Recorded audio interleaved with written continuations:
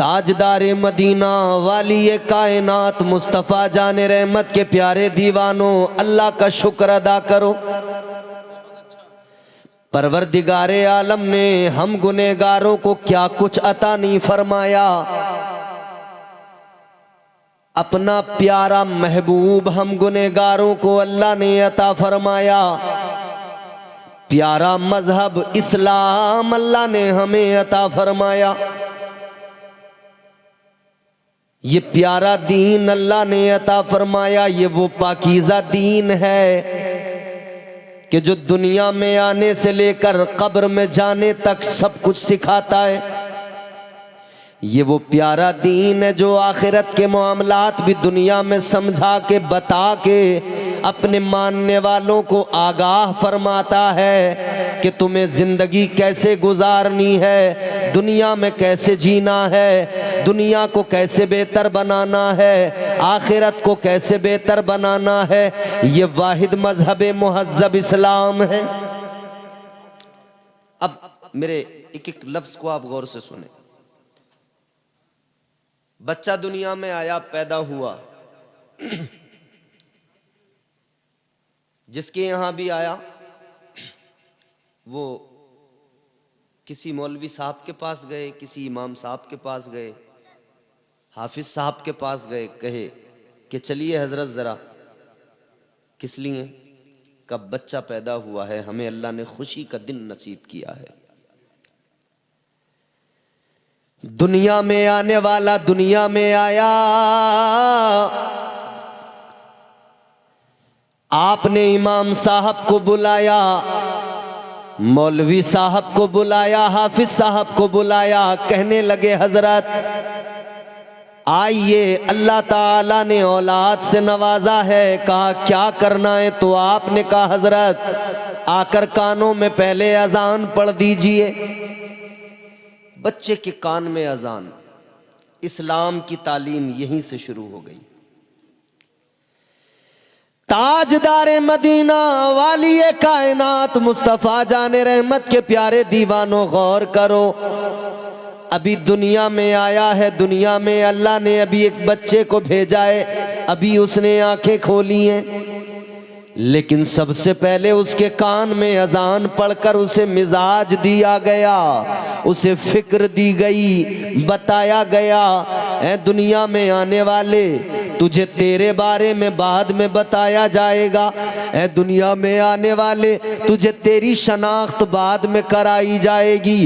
ऐ दुनिया में आने वाले तुझे तेरी पहचान बाद में कराई जाएगी।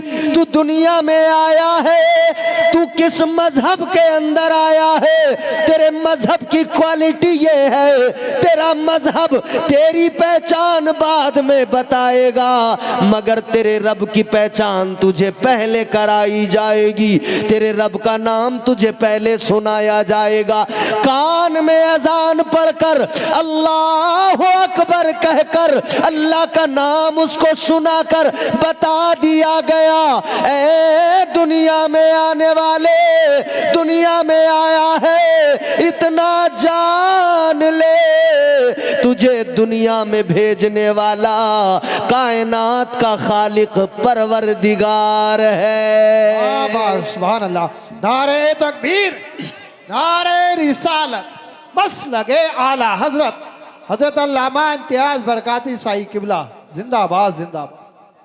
बात समझ में आ रही है आपको? बात समझ में आ जानी चाहिए, बस बिल्कुल इत्मीनान से सुने। मेरा मिजाज है, मैं चाहता हूं कि मैं भी ज़्यादा चीखना चिल्लाना ना करूं और आप भी इत्मीनान से कोई ना कोई पैगाम लेकर जाएं। अब गौर फरमाइए, आने वाला दुनिया में आ गया, सबसे पहले उसको अल्लाह की पहचान कराई जा रही है, रब का नाम सुनाया जा रहा है। अल्लाह अकबर, अल्लाह अकबर, अल्लाह बहुत बड़ा है। यही तो है माना। अल्लाह, बोलिए अल्लाह, अल्लाह बहुत बड़ा है। दुनिया में कई लोग ऐसे भी आए, दौलत के ज़ोम में, ताकत के ज़ोम में, इख्तिदार के ज़ोम में उन्होंने कहा हम बड़े। वो जो अपने आप को बड़ा कहते थे, अल्लाह ताला ने उनकी औकात उनको दिखाई। दुनिया में एक बादशाह गुजरा, नाम उसका नमरूद। वो कहता था अना रब्बुकुमुल आला, कहता था मैं सबसे बड़ा रब हूं।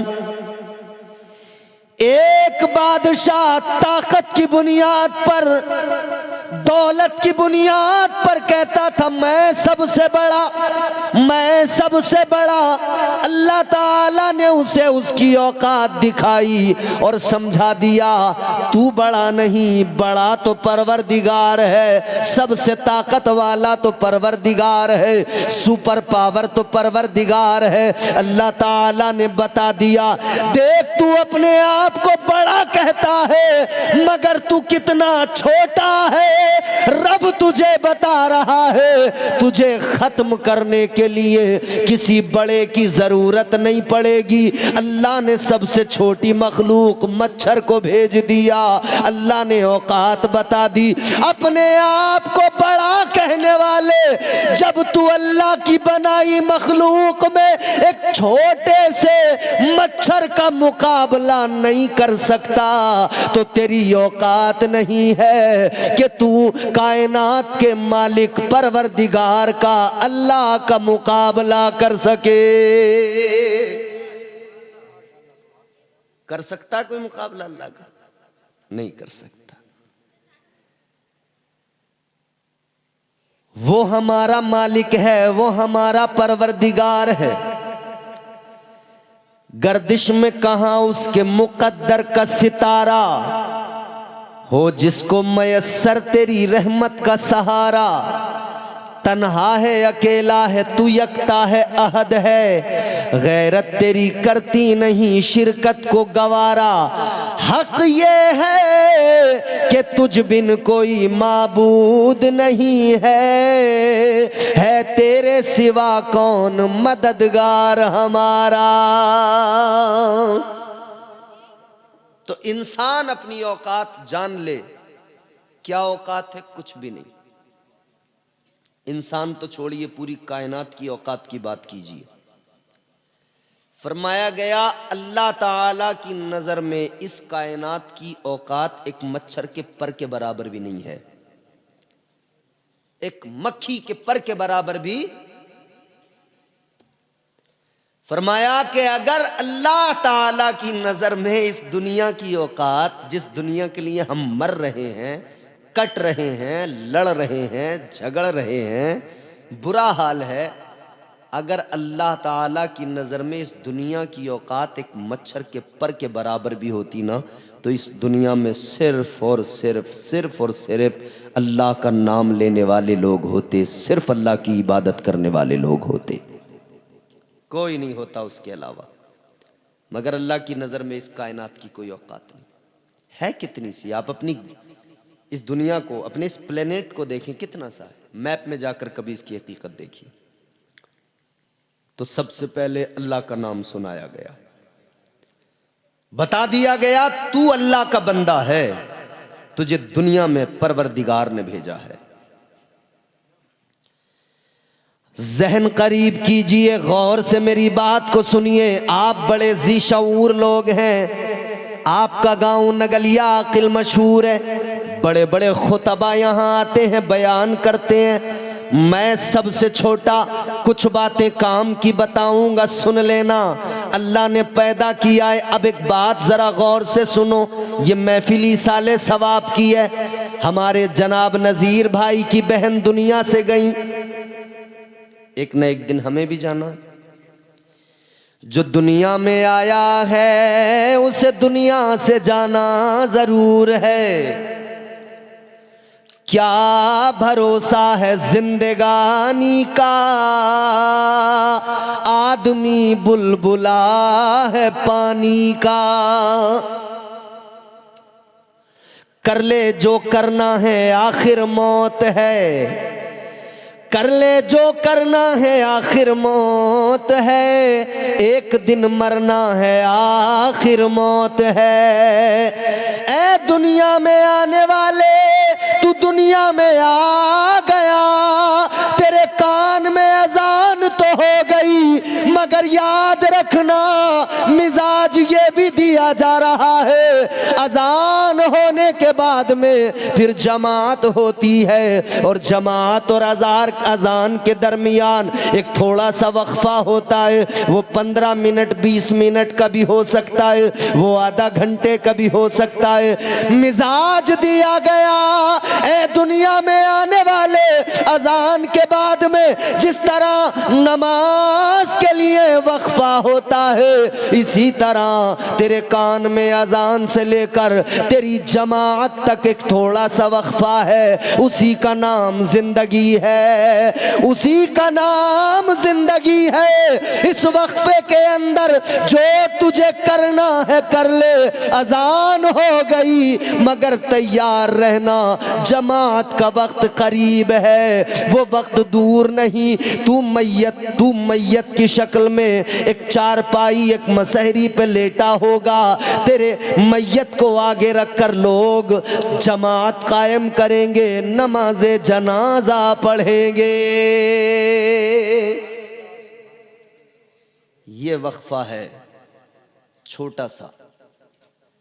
अच्छा, जब अजान हो जाती है जनाब और जमात तक का जो वक्त रहता है, आपने सुन्नत पढ़ ली, मान लीजिए आप जोहर की नमाज में गए, फजर की नमाज में गए, फजर में पहुंचे, आपने पहले 2 सुन्नत पढ़ ली, अब 15 मिनट का 20 मिनट का जो वक्फा था, आप उस वक्फे में क्या करते हैं?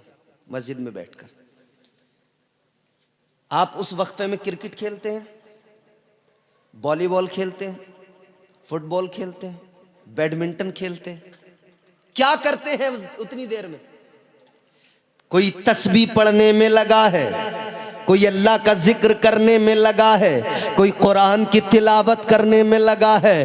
अरे कितने बड़े नादान हैं हम, हर रोज मस्जिद में जाकर सबक सीखते हैं कि अजान से लेकर जमात तक जो काम है वो जिक्र व अस्कार का, तिलावत का काम है, मस्जिद में बराबर करते हैं, मगर जिंदगी की अजान से लेकर जिंदगी की जमात जो मौत के साथ होगी, इस वक्फे के अंदर हम जिक्र व अस्कार भूल कर खेल तमाशे नाच गानों में लग जाते हैं। कितनी अजीब बात है।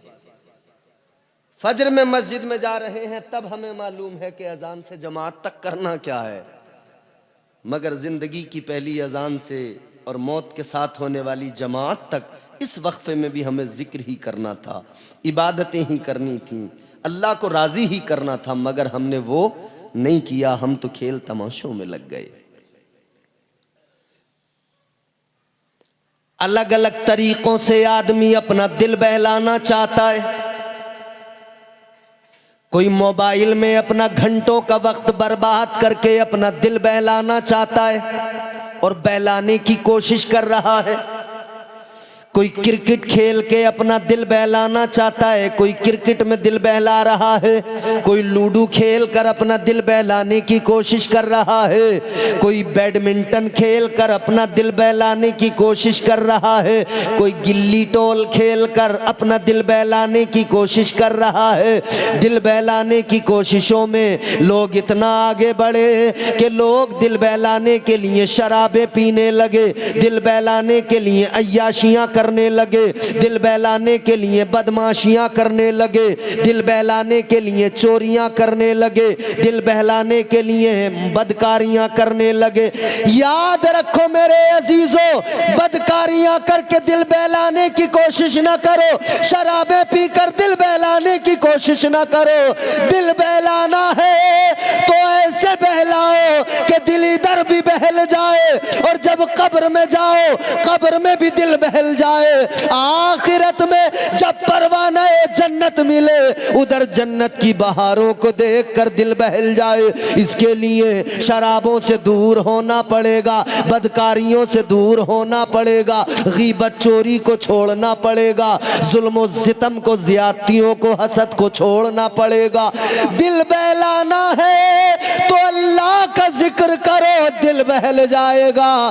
दिल बहलाना है तो कुरान की तिलावत करो, अल्लाह की कसम दिल बहल जाएगा।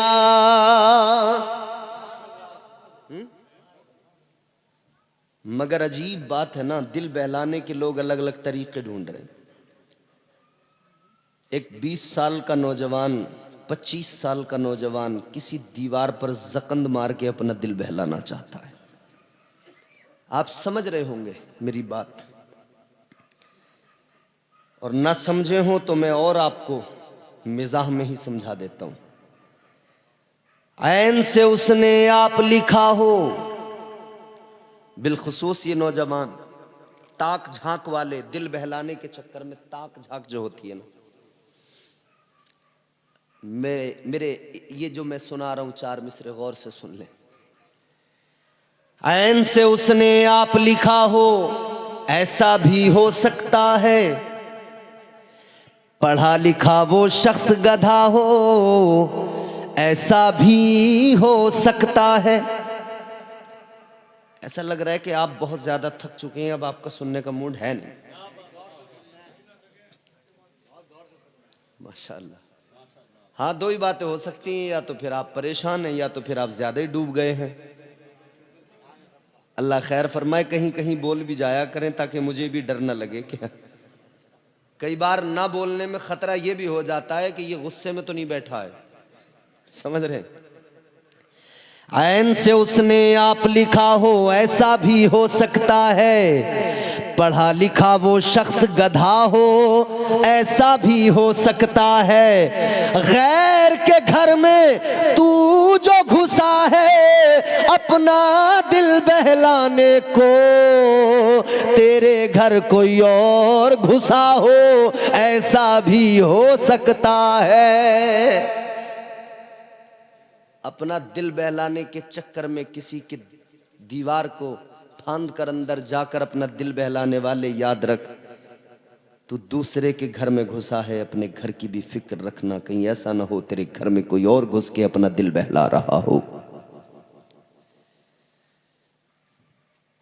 अजीजा ने गिरामीउल कद्र, दिल बहलाना है तो कुरान की तिलावत से दिल बहलाओ, हो जाएगा चेहरा नूरानी और दिल में चमक आ जाएगी।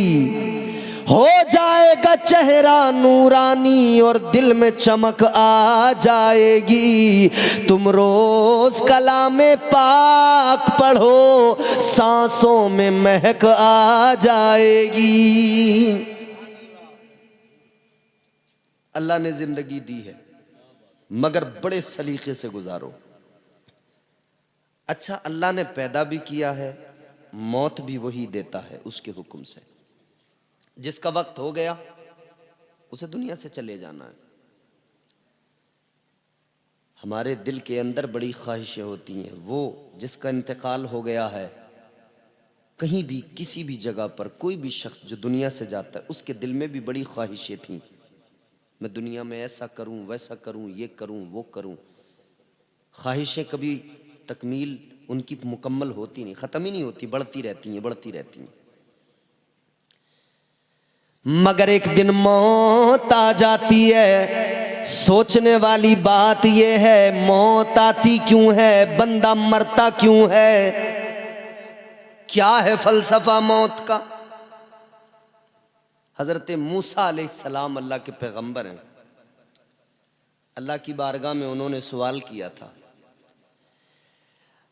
अल्लाह के जलीलुल कद्र पैगंबर जनाब हज़रत मूसा अलैहिस्सलाम ने परवरदिगार की बारगाह में अर्ज़ किया, ए मेरे मौला, ए रब्बे लम यज़ल व ला यज़ाल, ए परवरदिगार तू ज़िंदगी देता है मगर फिर मार भी देता है, मौत भी दे देता है, तो या अल्लाह किस लिए पैदा करता है, क्यों मार देता है? या अल्लाह जब पैदा करता है तो मार क्यों देता है, मौत क्यों दे देता है? अल्लाह ताला ने हजरत मूसा अलैहिस्सलाम से फरमाया, ऐ मूसा एक काम करो, खेती करो, खेती गेहूं की खेती करो। हजरत मूसा अलैहिस्सलाम को हुक्म रब मिल गया, गेहूं की खेती करो। हजरत मूसा अलैहिस्सलाम ने खेत तैयार किया, जमीन हमवार की, दाना जमीन में डाल दिया, जमीन में गेहूं के दाने डाल दिए गए। अब उसका ख्याल रख रहे हैं, उस दाने से एक छोटा सा पौधा निकल के आया, वो पौधा धीरे धीरे बड़ा होने लगा।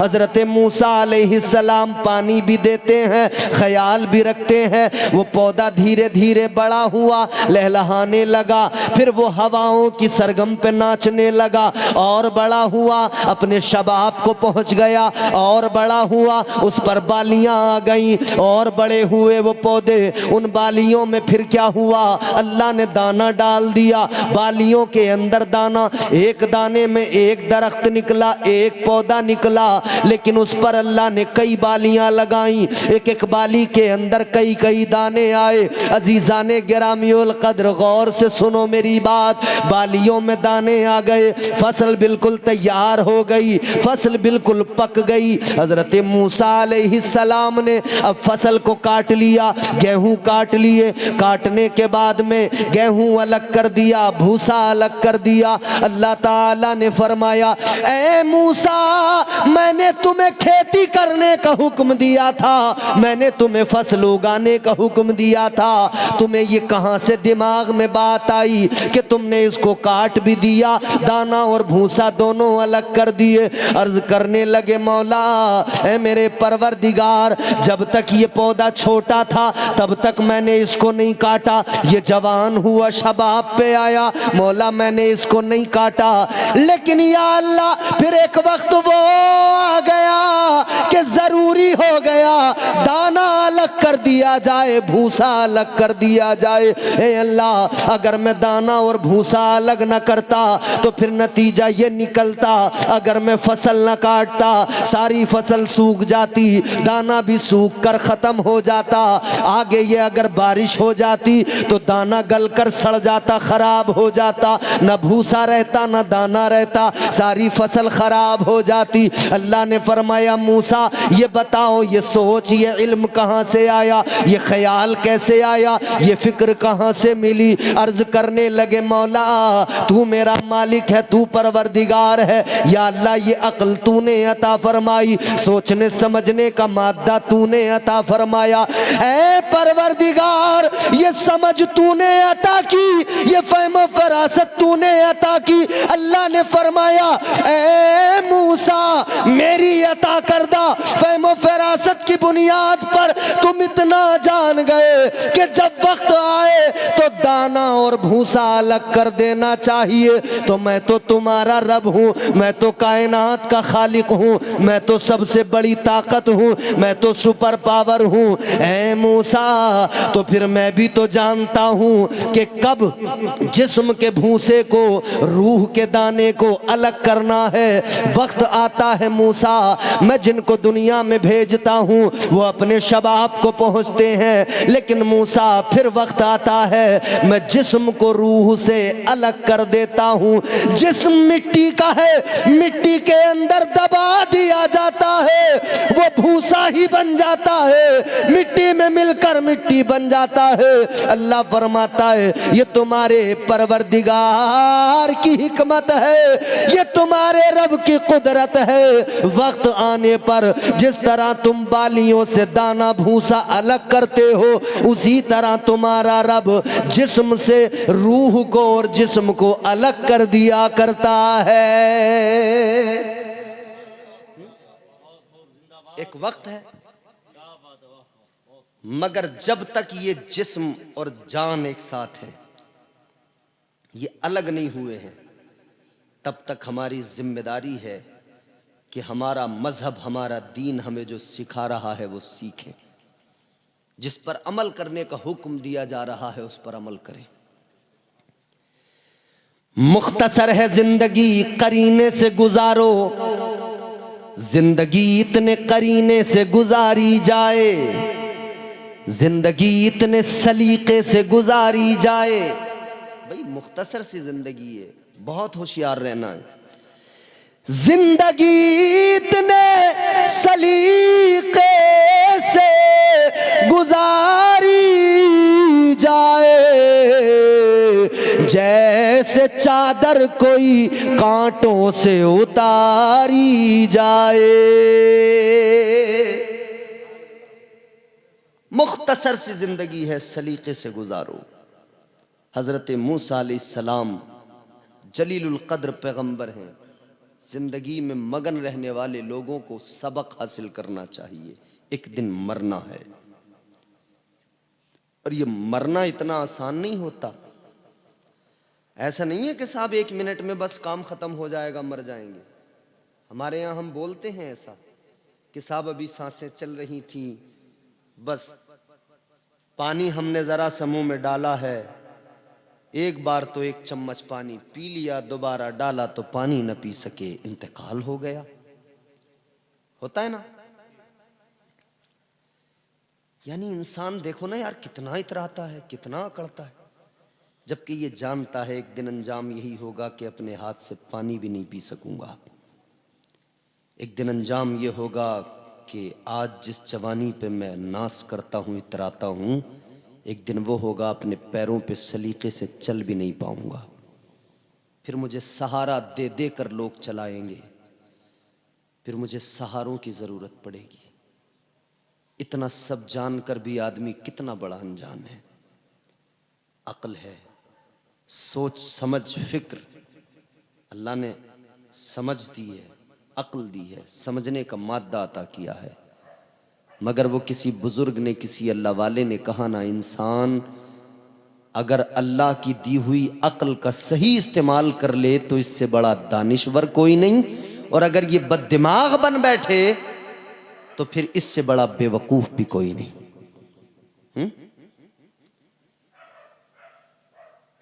मैं 12 सुनाता हूं। अल्लाह ने जिंदगी दी है, मौका दिया है, उसका शुक्र अदा करते हुए जिंदगी गुजारो और रब को राजी करो, अपने रब की पहचान करो। रब हम पर बड़े एहसान फरमाता है। बेवकूफ ना बने, अक्लमंद बने। अल्लाह बड़ा प्यार करता है। कितना फरमाया गया, अल्लाह ताला अपने बंदों से 70 माओं से ज्यादा मोहब्बत फरमाता है। कितनी? ए बेटा, अपनी अम्मा से मोहब्बत करते हो? तुम्हारी अम्मा तुमसे ज्यादा तुमसे मोहब्बत करती हैं। इतनी करती हैं, इतनी करती हैं कि तुम उसका हक अदा नहीं कर सकते। मगर जितनी तुम्हारी अम्मा, हमारी माएँ हमसे मोहब्बत करती हैं ना, ये क्या, ऐसी 70 माओं की मोहब्बत मेरा परवरदिगार अपने बंदे से फरमाता है। एक अल्लाह वाले, एक पीर दरवेश, सच्चे बुजुर्ग, कोई उनकी बारगाह में कोई मुरीद बैठा था, उनका सच्चा मुरीद, सच्चा पीर, सच्चा मुरीद। आजकल तो पीर भी जाली, मुरीद भी जाली। पीर भी एक नंबर का मक्खार, मुरीद उससे बड़ा मक्खार। पीरों की हालत यह है इमाम साहब किबला, सच्चे पीर बड़े सोच समझ के चुना करें अपने पीर को, मुर्शिद को। आजकल जाली, नकली, फर्जी, डालडा माल बहुत है मार्केट में।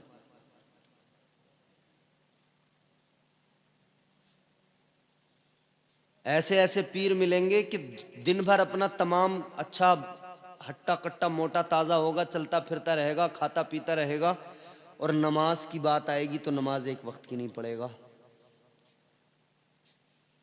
ऐसे पीर जो होते हैं ना, उनकी पीरी पे पैर रखने की जरूरत है। एक पीर मुझे मिला था, बड़ा मोटा ताज़ा था, जिसने बुलाया था वो हम इमामत करते थे, तो उसने कहा इमाम साहब आपकी भी दावत है। हजरत हम चले गए। मैंने कहा भाई कोई पीर साहब आए हैं। हमने जाके पीर साहब से दुआ सलाम की। पीर मोटा ताजा बेहतरीन हट्टा कट्टा फरबा। मुरीद ने बकरा बनाया और पीर बकरे को ऐसा खा रहा था जैसा बकरा घास को खाता है, समझ रहे हो। पीर ने मियां बकरा उधेड़ दिया, खा पी के बढ़िया बिल्कुल बेहतरीन खा पी के जरा सा टहला। और जब जुहर की अजान हुई ना, जैसी ही अजान अल्लाह अकबर अल्लाह अकबर, उधर मस्जिद में अजान हुई, इधर पीर साहब ने अपना मौसम बनाया। अजान मुकम्मल हुई, पीर चारपाई पे लंबा लंबा। मैंने कहा भाई पीर साहब अजान होते ही लेट गए, हो सकता है 5-10 मिनट के लिए लेटे हों, फिर उठ के नमाज पढ़े। मैंने जो देखा तो पीर लेट के नियत कर रहा है अल्लाह अकबर, चरपाई पे लेट के। हजरत मैं बोला उसके मुरीद से, मैंने कहा ये क्या चक्कर है,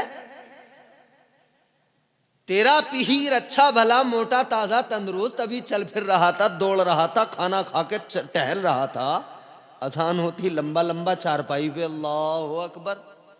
बोले वो पीर साहब से खड़ा नहीं हुआ जाता।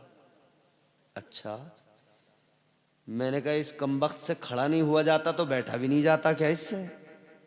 अभी तो बैठ के इसने बकरा खाया है। अगर खड़े होने की ताकत जिस्म में बिल्कुल नहीं है, खड़ा नहीं हो सकता, तो लेटने का हुक्म थोड़ी ये बैठ के पढ़। मैंने कहा अभी तो ये टहल रहा था खा के, इसकी टांगें बराबर काम कर रही थी।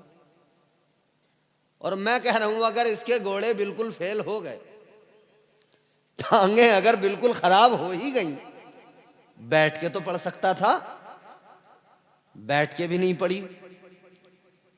लंबा हो गया चारपाई पे, पता लग गया फर्जी है। ऐसे फर्जी बहुत मिलेंगे, खुद को बचाना। जो रोटी यहां खाएंगे, मुर्गे की टांगें यहां खाएंगे और कहेंगे नमाज तो हम काबे में जाके पढ़ते हैं, नमाज तो हम मक्का शरीफ मस्जिद हराम में पढ़ते हैं। बस जैसे ही इतना कहे ना काबे में पढ़ते हैं, बस कह देना कि भाई जब तू नमाज काबे में पढ़ सकता है, नमाज तू अरब में जाके मक्का शरीफ में पढ़ सकता है, तो भाई तुझे यहाँ से अच्छे खाने के होटल वहीं मिलेंगे, यहाँ से अच्छे इंतज़ाम वहीं मिलेंगे। हमने तो हाजियों से सुना है, उम्रा पे जाने वालों से सुना है, वहाँ कोई भी चला जाए भूखा कभी नहीं मर सकता है। मक्का और मदीना में कभी कोई भूखा नहीं मर सकता है। तो वहाँ बहुत कुछ मिलता है भाई। जब नमाज वहाँ पढ़ता है तो आते टाइम खाना भी खा के आया कर। जब नमाज वहाँ पढ़ता है तो खाना खाने इधर क्यों आता है? तो याद रखें, पीर सच्चा मिलना इस दौर में, पीर सच्चा तलाश करें। पीर सच्चा मिलना इतना आसान नहीं होता। बहरहाल सच्चा पीर था, सच्चा मुरीद था। मुरीद ने कहा, वो पीर ने मुरीद से एक सवाल किया। अल्लाह वाले ने फरमाया एक सवाल है। जी हुजूर क्या है? कहा जरा ये बताओ, अगर अल्लाह ताला तुम्हारी मां को बरोज़े हश्र, तुम्हारी मां को अल्लाह ताला ये इख्तियार दे दे, ये पावर दे दे कि वो अगर चाहे तो तुम्हें जन्नत में भेज दे, वो अगर चाहे तो तुम्हें दोज़ख में भेज दे, यानी फैसला अगर वो करे तुम्हारा मैदान महशर में, तो ये बताओ तुम्हारी माँ तुम्हें कहाँ भेजेगी, जन्नत में या दोज़ख में? सवाल। अब ये सवाल अगर मैं आपसे करूं कि अगर क़यामत मैदान महशर में अल्लाह ताला माओं को इख्तियार दे कि वो चाहें तो दोज़ख में भेज दें, वो चाहें तो जन्नत में, तो दिल पे हाथ रख के बताना माँ कहाँ भेजेगी? जोर से, जरा जोर से बताएं। जिन्हें जन्नत में जाना है वो शर्माए नहीं। जन्नत में भेजेगी, ये हमारे दिल ने कहा, ये हमारे दिल ने कहा, हमारे यकीन ने कहा, हमारे माँ के साथ जो हमारा रिश्ता है ममता का, उस रिश्ते ने कहा। अब गौर करें, अल्लाह वाले ने मुरीद से कहा अगर मैदान महशर में अल्लाह तुम्हारी माँ को इख्तियार दे कि वो चाहे तो जन्नत में भेज दे, वो चाहे तो दोज़ख में भेज दे, बताओ तुम्हारी माँ तुम्हारे लिए क्या फैसला करेगी? तुम्हारी माँ तुम्हें कहाँ भेजेगी? इतना सुना तो मुरीद ने कहा, ऐ अल्लाह वाले, माँ तो माँ होती है, माँ की ममता के समंदर की गहराई इतनी है कि उसे नापा नहीं जा सकता। माँ के प्यार को, माँ की मोहब्बत को तोला नहीं जा सकता। कहने लगे, ऐ अल्लाह वाले, ऐ मेरे पीर, ऐ मेरे मुर्शिद, माँ बड़ा प्यार करती है औलाद से, माँ अपने बच्चों से बड़ी मोहब्बत किया करती है। कहने लगे, माँ तो माँ है, अगर माँ को अल्लाह ने इख्तियार दिया, यकीनन माँ हर हाल में जन्नत में दाखिल करेगी। कहने लगे, माँ यकीनन जन्नत का फैसला करेगी। इतना सुना तो पीर मुस्कुराने लगे, हंसी आ गई। फिर जरा देखा तो गमगीन हो गए, आंखों में आंसू भी आ गए। मुरीद ने कहा, हुजूर मामला क्या है? अभी पहले आप मुस्कुराए, अब आपकी आंखों में आंसू आ गए, अब आपकी आंखें अश्कबार हो गई। मेरी तरफ देखकर ये जुमला गौर से सुन लेना। अल्लाह वाले ने फरमाया, सुनो, ये माँ की ममता है जिसकी बुनियाद पर तुमने कहा कि माँ जन्नत में दाखिल करेगी, माँ इतना प्यार करती है, जन्नत में दाखिल करेगी। अल्लाह वाले ने फरमाया, सुनो, हंसी इसलिए आई, इसलिए मुस्कुराया कि इंसान कितना बड़ा अक्लमंद है, इसे समझ में आता है माँ की मोहब्बत क्या है, माँ की ममता क्या है, माँ का प्यार क्या है, ये जानता है, समझता है, बखूबी वाकिफ है। अजीज़ाने गिरामी उल कद्र कहते हैं, मगर अगले ही वक्त मेरी आंख में आंसू इसलिए आया, अगले ही पल मेरी आंखें इसलिए अश्कबार हो गई कि मैं ये सोचने लगा कि आदमी, इंसान इतना बड़ा अक्लमंद है और फिर बेवकूफ़ भी इतना बड़ा है, इतना बड़ा बेवकूफ़ है। एक माँ की ममता को, एक माँ के प्यार को समझता है, एक माँ की ममता इसे समझ में आती है, एक माँ का प्यार समझ में आता है। ये कहता है माँ जन्नत में दाखिल करेगी, मगर बेवकूफ़ इतना बड़ा एक माँ की ममता को समझता है और जो रब 70 माँओं से ज्यादा प्यार करता है, उस परवरदिगार की मोहब्बत को नहीं समझता। नारे तकबीर, नारे रिसालत, मसलके आला हज़रत, लगाए सुन्नत, इश्क मोहब्बत, प्यार मोहब्बत, प्यार मोहब्बत। एक माँ की मोहब्बत को बंदा समझ रहा है, उस पर एतमाद है, भरोसा है कि मेरी माँ मुझे जन्नत में भेजेगी। और जो रब 70 माँओं से ज़्यादा प्यार करता है, उसकी मोहब्बत पे एतमाद क्यों नहीं, उसकी मोहब्बत पे भरोसा क्यों नहीं कि मेरा रब मुझे जन्नत में दाखिल करेगा। याद रखना अजीजो, अल्लाह ताला ने कुरान मजीद में ऐलान फरमा दिया, मा यफ़अलुल्लाहु बिअज़ाबिकुम लइन शकरतुम व आमनतुम व कानल्लाहु शाकिरन अलीमा। अल्लाह का कुरान कहता है, ऐ बंदो, अल्लाह ताला तो तुम्हें जन्नत में दाखिल करना चाहता है, अल्लाह तो तुम्हें अजाब से बचाना चाहता है। अल्लाह ताला तो चाहता ही नहीं, रब की मशीयत गवारा ही नहीं करती कि तुम पर अजाब किया जाए, तुम्हें अजाब में मुब्तला किया जाए। तो फिर ये अजाब जो तुम्हें होगा या जिसको तुम बुला रहे हो, ये तुम्हारा अपना मामला है, ये तुम खुद अपने लिए मुसीबतें जमा कर रहे हो।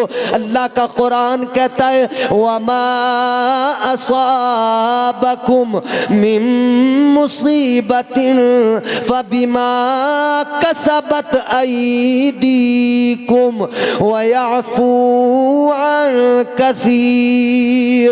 अल्लाह ताला का कुरान कहता है, ये जो तुम पर मुसीबतें आती है, ये वो हैं जो तुमने अपने हाथों से कमाया फरमाया है तुम खुद अपने लिए मुसीबतें तैयार करते हो, तुम खुद अपने लिए मुसीबतें जमा करते हो। अल्लाह ताला की मोहब्बत को समझ लो और जिंदगी करीने से, कायदे से, सलीके से गुजार लो तो अल्लाह की मोहब्बत का ये आलम है। परवरदिगार तो अपने बंदों को जन्नत में दाखिल करना चाहता है, अपने आप को जरा संवारने की जरूरत है। याद रखना दुनिया भी संवर जाएगी, आखिरत भी संवर जाएगी, कब्र भी जन्नत का बाग बन जाएगी।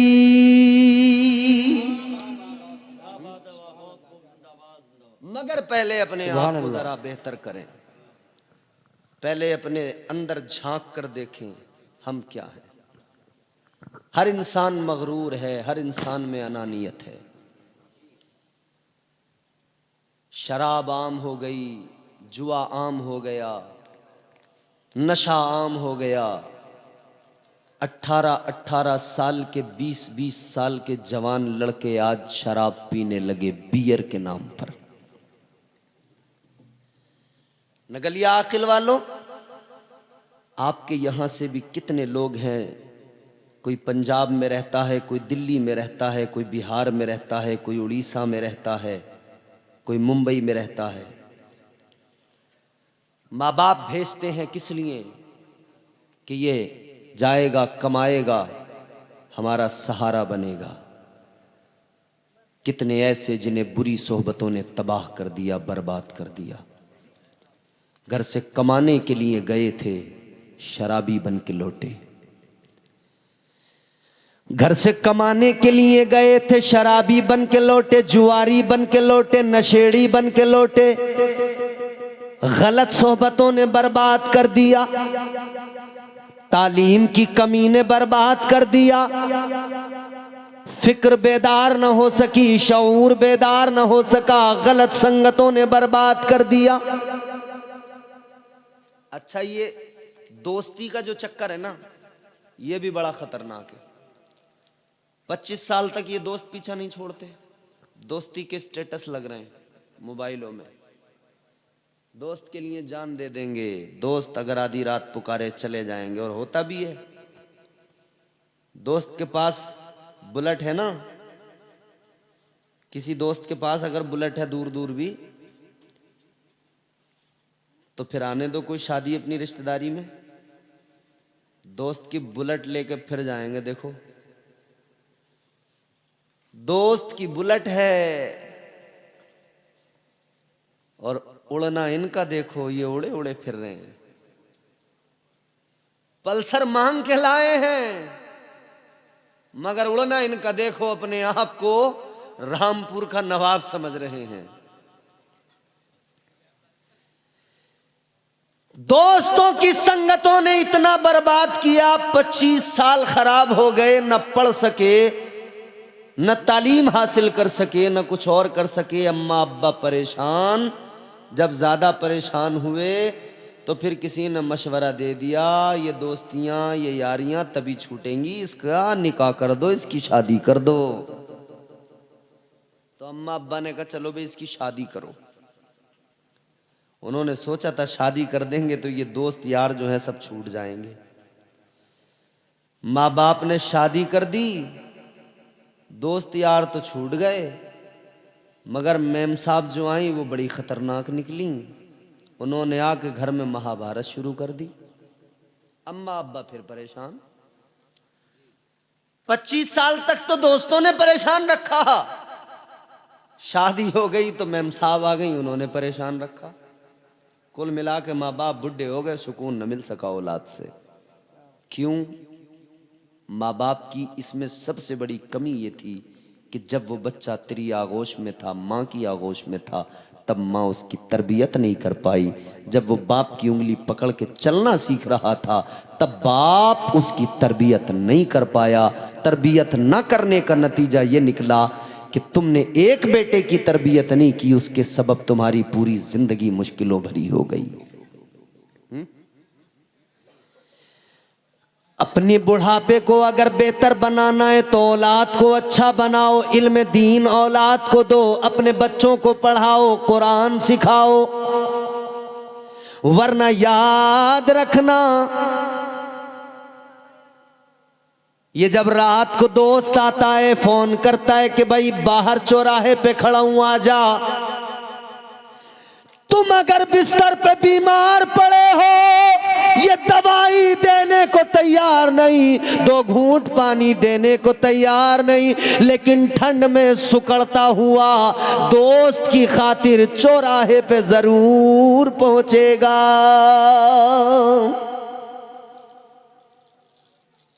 ये दोस्तियां, ये संगतें, इन्होंने किसी को शराबी बनाया, किसी को कबाबी बनाया। अब आप कहोगे कि साहब दोस्ती करनी नहीं चाहिए। हाँ करनी चाहिए, मैं मना कब करता हूं, नहीं करनी चाहिए। दोस्ती करनी चाहिए, मगर किससे, ये बात काबिले गौर है। लुच्चे लफंगों से कभी दोस्ती न करना, लफंडरों से कभी यारी न करना, नाचने गाने वालों से, म्यूजिक पे थिरकने वालों से कभी ये दोस्ती न करना, यारी न करना। ऐ मेरे प्यारो, अगर तुम्हें दोस्ती करने का शौक है, अगर तुम्हें दोस्ती करने में ज्यादा इंटरेस्ट और लगाव है, तो अपनी मस्जिद के इमाम से दोस्ती कर लो, अपनी बस्ती के हाफिज़े कुरान से दोस्ती कर लो। ये दोस्ती जो तुम इमाम से करोगे, आलिम से करोगे, हाफिज से करोगे, कारी से करोगे, ये दोस्ती इतनी काम की होगी, जब भी तुम अपने दोस्त के पास यानी हाफिज़े कुरान के पास आके बैठोगे, वो तुम्हें कभी ना कभी कुरान की तिलावत करता मिलेगा, वो तुम्हें कुरान की आयतें सुनाएगा। तुम किसी आलिम से दोस्ती करोगे, वो तुम्हें अल्लाह के नबी की हदीसें सुनाएगा, वो तुम्हें कुरान की आयतों के मफहूम सुनाएगा। ए दोस्ती करने वालों, उलमा से दोस्ती करो। उलमा की दोस्ती तुम्हारी दुनिया को बेहतर बनाएगी, तुम्हें आखिरत की तैयारियां सिखाएगी। तो अक्लमंद आदमी वो होता है जो अपने दोस्त को सोच समझ कर चुने, और ऐसा दोस्त चुने जो उसके काम आए, जो उसे फायदे की बात बताए। कौन बताएगा फायदे की बात? ये उलमा बताएंगे, जिनके सीने में इल्म कुरान है, मुस्तफ़ा जान रहमत की तालीमात जिनके सीने में है। ये मेरे हुजूर की तालीमात ही इंसान को उसके मनसब तक और उसके, और इंसान कोई ऐसा नहीं है कि इंसान का मनसब ये है, इंसान का ओहदा ये है कि अल्लाह ने इसे अशरफुल मखलूकात बनाया है। मगर मामला क्या है जानते हो ना, अल्लाह ने इसे साथ साथ आजमाइशों में भी डाला है। अल्लाह ताला ने इंसान को अशरफुल मखलूकात बनाया, मस्जूद मलाइक बनाया, मस्जूद मलाइका बनाया, मगर इसकी आजमाइश ये कि आजमाइशों में अल्लाह ने देखो कैसे डाला, दुनिया में भेजा ना, तो अल्लाह ने नफ्स साथ रखा, शैतान भी बहकाने के लिए लगा हुआ है। अब यहाँ इम्तिहान है, यहाँ आजमाइश है, यहाँ आजमाइश है। ये अपने आप को बचाएगा या नहीं, अपने नफ्स पे कंट्रोल करेगा या नहीं, कहीं ऐसा तो नहीं कि दुनिया की रंगीनियों में गुम हो जाएगा, दुनिया की रानाइयों में खो जाएगा। और अल्लाह ने फिर देखो करम भी कितना किया, आजमाइश में भी डाला, आजमाइश में भी डाला, और करम कितना। अल्लाह ताला ने आजमाइश में डाला तो करम भी इतना फरमाया, तौबा का दरवाजा भी खोल दिया। ऐ बंदे, अगर शैतान के बहकाने पर तू बहक गया और गुनाह तूने कर लिया तो तौबा का दरवाजा खुला है, वापस आ जाना, तौबा कर लेना, रो के आंसू बहा देना, तेरा रब तेरे गुनाहों को मुआफ फरमा देगा। तू तौबा कर लेना, तौबा का दरवाजा खुला है। और देखो एक ये कर्म हुआ। अच्छा कर्म देखें, फिर अल्लाह ने अंबिया भेजे, रसूल भेजे, और फिर हम गुनहगारों के लिए अपना प्यारा महबूब भेज दिया, हिदायत के लिए, रहनुमाई के लिए। सबसे बड़ा करम अल्लाह का, सबसे बड़ा फजल, उसने अपना प्यारा महबूब भेज दिया। बंदो अब सुनो, मिजाज अल्लाह ताला ने दिया, फिक्र अल्लाह ने बेदार की। ऐ मेरे बंदो, शैतान बहकाएगा, तुम्हारा नफ्स भी बहकाएगा, मगर बहक न जाना।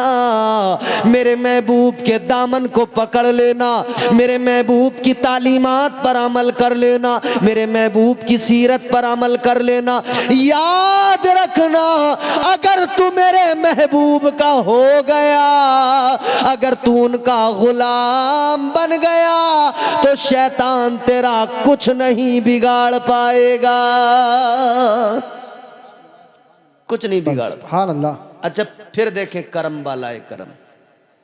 फिर अल्लाह ने सहाबा की जमात, ताबईन की जमात, तबे ताबईन की जमात, फिर अल्लाह ने औलिया की जमात। किस लिए? किस लिए? कि तुम्हारी जिंदगी बेहतर हो, तुम्हारी हिदायत होती रहे, तुम्हें नसीहतें मिलती रहें, तुम्हें तालीम मुस्तफ़ा से आरास्ता किया जाता रहे। अल्लाह ताला का फजल देखो, अल्लाह ताला ने प्यारा मजहब इस्लाम यानी प्यारा दीन अता फरमाया, अपना पसंद किया हुआ। बहुत काम के जुमले हैं, सुन लें। परवरदिगारे आलम ने अपना पसंदीदा दीन अता फरमाया, मगर अल्लाह ताला आलिमुल गैब व शहादा, सब जानने वाला। परवरदिगार को मालूम था शैतान बहकाएगा, ईमान पे डांका डालेगा, नफ्स बहकाएगा, और कई छोटे मोटे शैतान और इधर दुनिया में टहलते फिरेंगे, बर्तन उठा के वो भी बहकाएंगे, ईमान पे डांका डालने की कोशिश करेंगे।